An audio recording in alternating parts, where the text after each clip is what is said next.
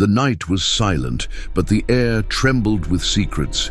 Have you ever wondered why Allah sent two angels to a city drowning in sin?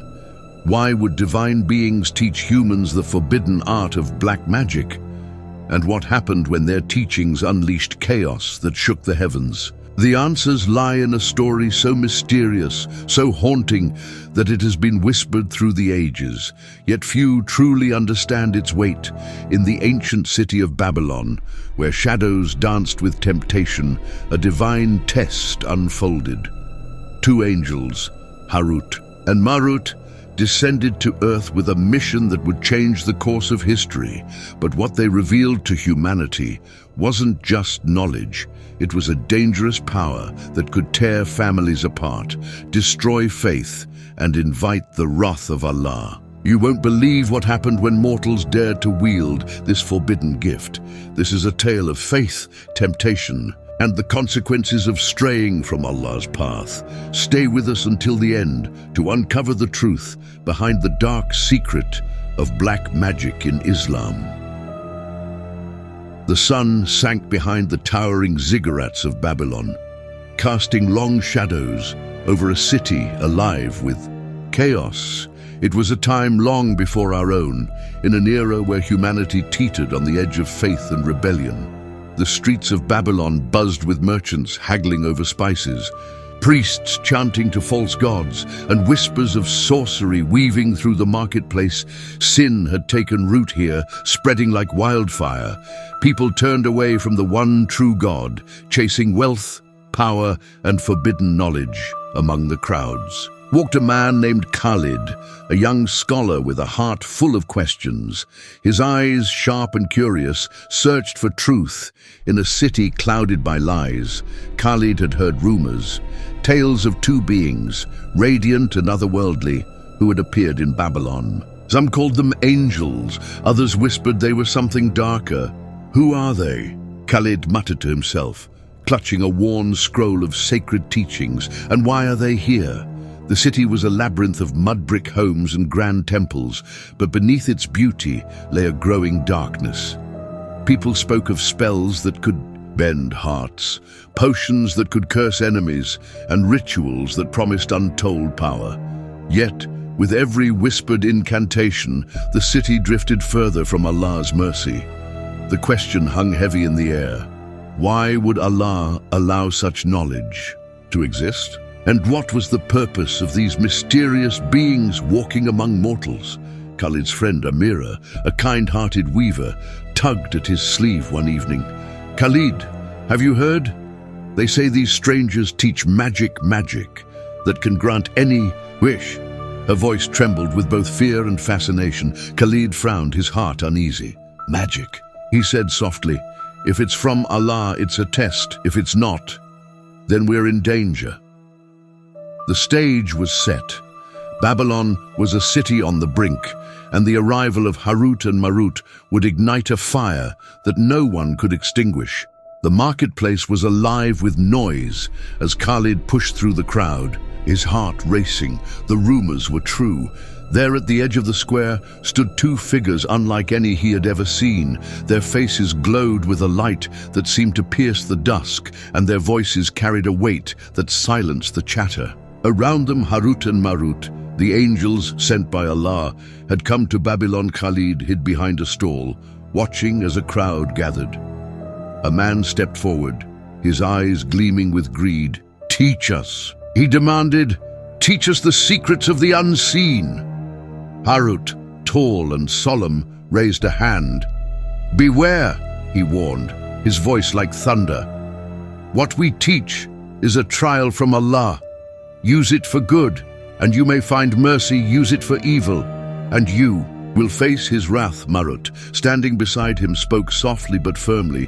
"We offer knowledge, but it comes with a price. It can guide you to truth or lead you to ruin. Choose wisely."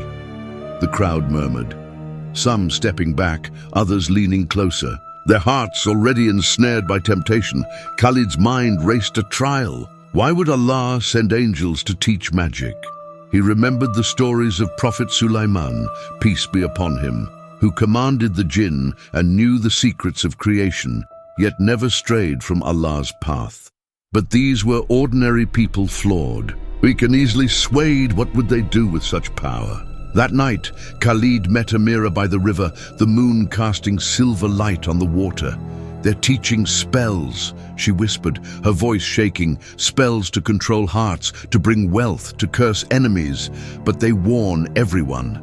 This is a test. Do not misuse it." Khalid's jaw tightened. "A test," he repeated, "but who can resist such power?" As days passed, the city began to change.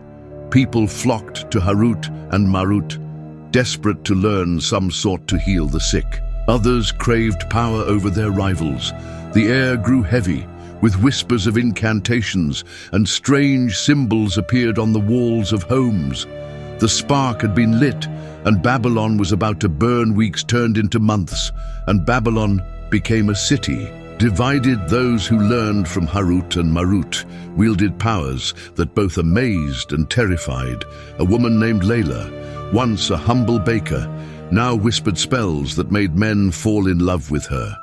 A merchant named Zaid used magic to ruin his competitors, amassing wealth beyond imagination. But with every spell cast, the city's heart grew darker. Khalid watched in horror as families tore apart. "This isn't right," he told Amira one evening, his voice low. "They're using this knowledge to harm each other. Didn't the angels warn them?" Amira nodded, her eyes filled with tears. "Some listen," she said, "but most, they're blinded by greed." One night, Khalid followed a group to a hidden courtyard where Harut and Marut taught. The angels stood beneath a canopy of stars, their faces stern. "You have been given a choice," Harut said, his voice cutting. "Through the night, this knowledge is a fitnah trial. It can bring you closer to Allah or lead you to destruction. Choose the path of righteousness." But the crowd was restless. A man shouted, "Why give us this power if we can't use it? I've seen miracles. I've bent the world to my will." Marut's eyes flashed with sorrow. "You twist what was meant as a test," he said. "You invite Shaytan into your hearts." Khalid's heart sank. He remembered the Quran's words, and they followed what the devils recited during the reign of Sulaiman. Surah Al-Baqarah 2:102. Some sources say Harut and Marut were sent to teach magic as a test, to see who would remain steadfast and who would fall. But the people of Babylon were failing. As the lessons continued, the city spiraled into chaos. Strange. Illnesses spread, neighbors turned against each other, and the once vibrant streets grew silent with fear. Khalid confronted Layla, whose beauty now seemed unnatural, her eyes hollow. "Layla, stop this," he pleaded. "This magic is poisoning." "You," she laughed, a cold, empty sound. "Poison? This is power, Khalid. You're just too weak to embrace it." The truth was dawning on Khalid. The angels' teachings were not the problem. It was the hearts of the people, swayed by Shaytan's whispers, that turned knowledge into darkness. But what happened next would shake the city to its core. One stormy night, the skies above Babylon roared with thunder, as if the heavens themselves wept. Khalid stood at the city's edge, watching as a crowd gathered around Harut and Marut. The angels' faces were no longer calm. They were filled with divine anger. The people had gone too far. "You were warned," Harut thundered, his voice shaking the ground. "You took Allah's gift and used it to spread corruption. You chose Shaytan over your creator." The crowd fell silent, fear gripping their hearts. Marut stepped forward, his eyes blazing. "This was a test, and you have failed. Now, face the consequences." Suddenly the ground trembled, and a blinding light enveloped the angels. Gasps filled the air as the truth was revealed. Harut and Marut were not here to teach magic for power, but to expose the weakness of human hearts. Some sources say the angels were commanded by Allah to test humanity, to see who would resist temptation and who would fall to sin. But the people of Babylon had chosen destruction. Layla, trembling, fell to her knees. "Forgive us," she cried, but the angels shook their heads. "It is not for us to forgive," Marut said. "Only Allah's mercy can save you now." The light grew brighter, and in an instant, Harut and Marut were gone, leaving the city in darkness. The aftermath was devastating. Those who had misused the magic faced divine punishment. Some lost their wealth, others their sanity, and many their faith. Khalid watched as Babylon crumbled, its people humbled by their own arrogance. The angels' mission was complete, but the cost was heavy. The story of Harut and Marut is a powerful reminder of Allah's wisdom and mercy. The Quran tells us they taught men magic, but they could not harm anyone with it except by Allah's permission. Surah Al-Baqarah 2:102. The angels were sent not to spread evil, but to test humanity's faith. Black magic, as some sources explain, is a dangerous knowledge that tempts the weak-hearted, leading them away from Allah's path. Khalid, now older and wiser, shared this story with others, warning them of the dangers of seeking power over faith. "What good is magic if it costs you, Jannah?" He would say, "True strength lies in obedience to Allah, in resisting Shaytan's whispers, and in trusting Allah's plan." The lesson is clear. Knowledge is a gift, but it must be used with righteousness.